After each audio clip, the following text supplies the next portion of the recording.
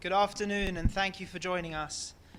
Israel's ambassador to the UN, Danny Danon, will deliver a brief statement about the recent developments in the region. He will take your questions afterwards.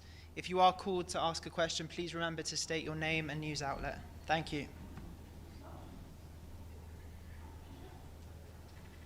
Good afternoon. Since the launch of Operation Riding Lion, Israel has worked with clarity and purpose to remove a double existential threat, both the nuclear threat and the threat of the Iranian regime's ballistic missile capabilities.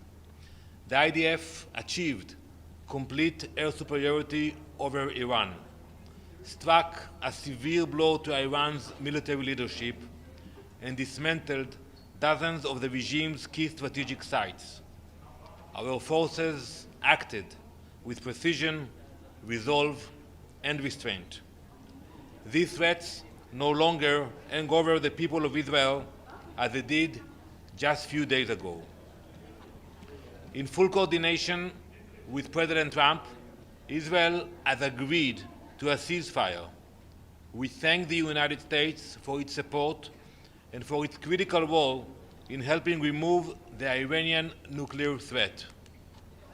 Last night, 4 innocent civilians were murdered in Beersheba by Iran. Their tragic deaths are a reminder of the evil we faced. My friends, Israel is a peaceful nation. We pray for peace 3 times a day, but let no one mistake our desire for peace as a weakness. Any violation of the ceasefire and any threat against our people will be met with a forceful response. We have demonstrated that we can and will act to defend our people against any threat. We will do so with overwhelming strength and moral clarity. We have seen the seismic impact of the Abraham Accords.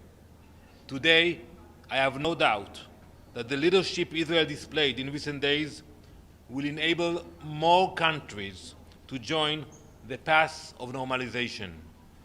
Israel has proven that it can confront the most serious threats in the region and that we will never hesitate to defend our future. Thank you. Ambassador, 2 questions shared with China Central Television. First, a U.S. congressman today sent a letter to nominate President Trump Nobel Peace Prize. What is your opinion? And secondly, many leaders talking about another ceasefire, which is Gaza ceasefire. Do you think it's a good time now to talk about Gaza ceasefire? Thank you. Well, first, I think that President Trump deserves a Nobel Peace Prize. I think we should thank him for his leadership, for the brave decision he took, and to recognize the effort of the United States. Regarding your second question, yes, we hope to see a ceasefire also in Gaza. There is a proposal on the table that Ambassador Witkoff put forward, and we hope to renew the negotiations on that proposal. Mr. Ambassador, can you tell us what the follow-up to this ceasefire announcement is going to be?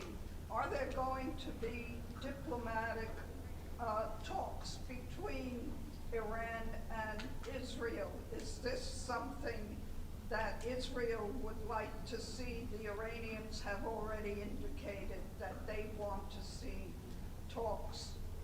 Well, after every military operation or conflict, you have the diplomatic efforts. And I'm sure it will be the case also in this scenario. Because diplomacy failed, we had to act, and the US had to act. So I think, yes, we will have to speak and negotiate and make sure that we will not repeat and get to a situation where we were 12 days ago when we had a major threat in the Middle East. How do you see those starting? Well, it's too early. It's too early. You know, we just announced about the ceasefire today, but I believe it will happen soon. Ambassador, you're talking about. Would you support the Security Council having a resolution on the ceasefire between Israel and Iran? And would you maybe discuss it with your Iranian counterpart in person? So I don't have any communication with the Iranian representative at the UN. I don't think that we need a Security Council resolution. The parties accepted the proposal of President Trump, but maybe in the future there will be a place for involvement of a UN organization. Yeah. Ambassador, Iran said that it moved most of its highly enriched uranium before the strike and beforehand. Does Israel know where it is? And President Trump said the program is being obliterated. Does Israel agree with that? What's your assessment? Well, I think it's still early to assess all the strikes. We know we were able to push back the program. We were able to remove the imminent threat that we had. And Prime Minister Netanyahu spoke about the uranium you mentioned, that we think we have a knowledge about it, but we cannot go into details about it. Talking about the expansion of Abraham Accord, are you referring to certain countries, like in particular in the region? What countries you're talking about? Well, I'm very optimistic. I think we should not name names. We should talk with our neighbors. I think they saw our capabilities, our intentions, and I think now it's time to build bridges and partnerships in the region.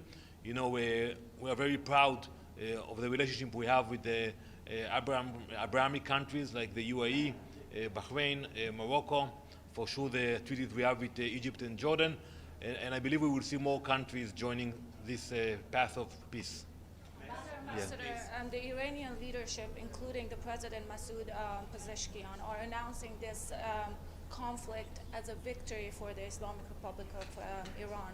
What does Israel and you personally think about they are announcing this as a victory for the Islamic Republic? Well, I think the last thing that they can do is call it a victory. You know, maybe they want to show face to their people, but I think the Iranian people are smarter. They realize that, you know, what the regime did over the years was bad for Iran, and that both Israel and the US had and have the capabilities to push back the evil regime when they do those kind of things. Thank you very much. UNIFIL, what's your position on the renewal of UNIFIL? It will be discussed next month. So we still have time for that. It will be discussed only in beginning of August, I believe. So we will speak with the commanders and with the partners about it. Thank you.